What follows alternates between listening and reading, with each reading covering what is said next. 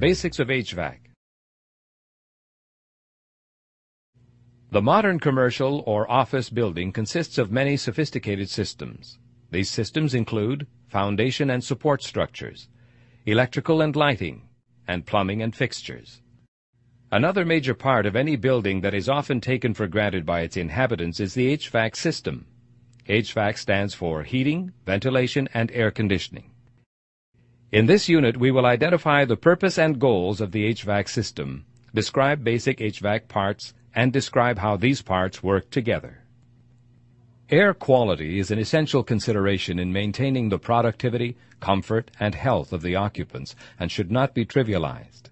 If air quality and temperature are not maintained, occupant comfort in the workplace can suffer, directly affecting productivity and morale.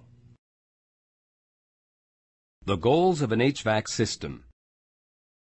When examining the design of an HVAC system, we must remember the various roles that the HVAC system plays. We all know that when we're cold, we turn the thermostat up for more heat, and when we're hot, we turn the thermostat down.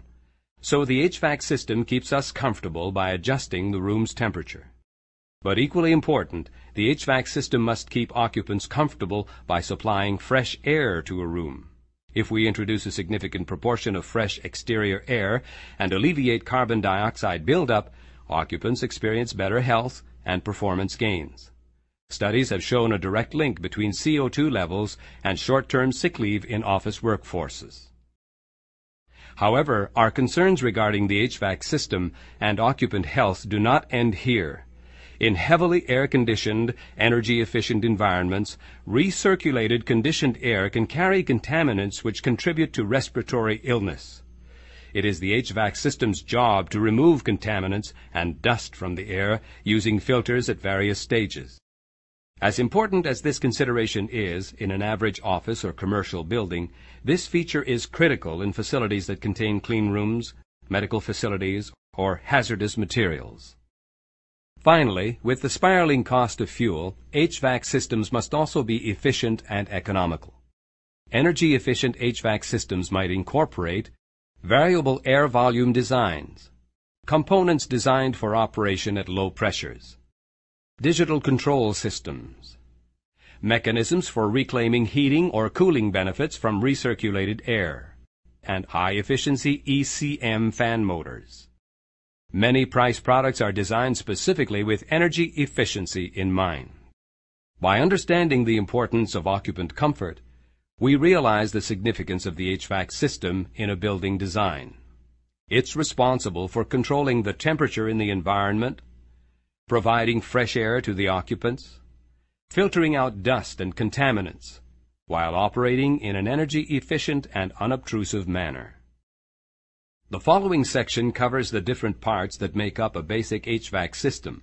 Once we understand the range of components involved, we can better understand the reasons for choosing system components from Price's extensive product line. The parts of an HVAC system.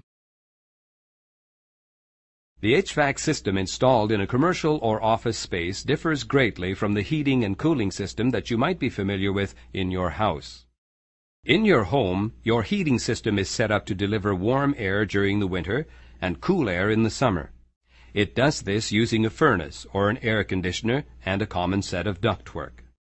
When your thermostat detects that your home is too cold, it sends signals to the furnace, which then delivers warm air simultaneously to all parts of your house. Note that it is typical to have only one thermostat, and it does not account for temperature variation in any other rooms. Likewise, in the summer, your thermostat will detect when your home has become uncomfortably warm, and it will signal your central air conditioning system to deliver cool air simultaneously to all parts of your house. Again, note that your thermostat is measuring the temperature in only one room. The conditions in an office or commercial space are quite different. Higher concentrations of people and equipment will generate more heat, making air conditioning or recirculation of air more important than providing heat.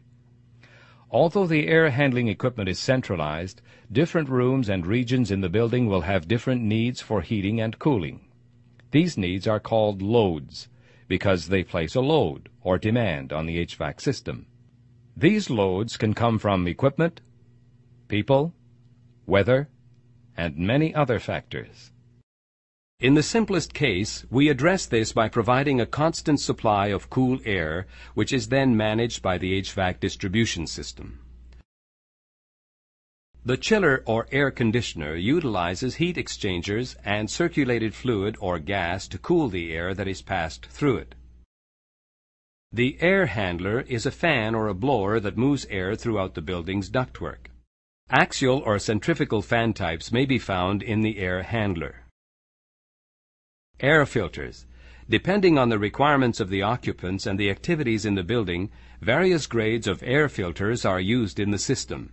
General-purpose air filters will be included in the air handler itself, while more sophisticated filters, such as HEPA filters, may be used in the downstream ductwork.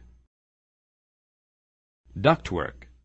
Round, square, and rectangular ductwork provides a pass for the conditioned air from the air handling unit to the environment. A damper consists of one or more blades which can be used to control the amount of airflow through a duct. Manual dampers are used to ensure that different parts of the building receive proportional ventilation based on area and demand. Automated dampers may be installed at firewalls which close in the case of a fire. A terminal unit is a device that uses an automated damper to control the amount of air which is delivered to a room or region. The damper is typically controlled by an electric, pneumatic, or digital actuator, which in turn is regulated by a thermostat. A set of adjacent rooms or regions in a building which have identical heating and air conditioning needs are called a zone. It is typical to assign at least one terminal unit and corresponding thermostat to each zone.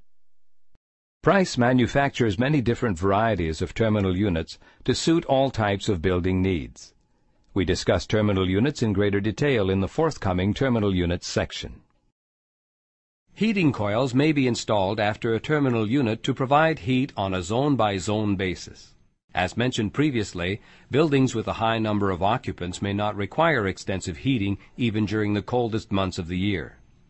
Heating coils offer an efficient way of providing heat for those few areas that require it and are controlled by the same thermostat system as the terminal unit.